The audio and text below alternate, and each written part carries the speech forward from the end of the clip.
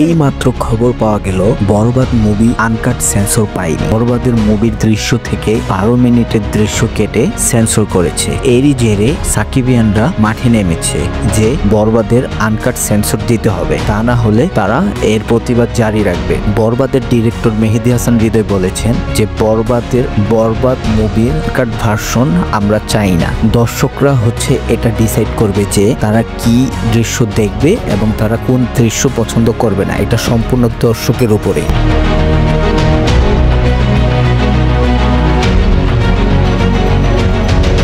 বরবাদ cinema নিয়ে অনেকেই post করেছেন। সিয়াম আহমেদ, আফরান নিশো, তমা মির্জা, তারা সবাই চায় বরবাদের আনকাট ভার্সন সেন্সর করতে। ডিরেক্টর বলেছেন যে ইউএ সার্টিফিকেট দিতে অথবা এ সার্টিফিকেট দিতে, কিন্তু তারা যদি বরবাদের সিনেমা থেকে মূল দৃশ্যই 12 মিনিট যদি কেটে দেয় তাহলে তো বরবাদের সিনেমায় আর কিছুই থাকলো না। সো ভিউয়ার্স, আপনারা এই বিষয়ে প্রতিবাদ তুলুন, আওয়াজ তুলুন। আমরা সবাই চাই বরবাদের আনকাট ভার্সন যেন তারা সেন্সর করেন। আমরা সবাই বরবাদের পাশে আছি। সাকিবিয়ানরা আপনারা আওয়াজ তুলুন।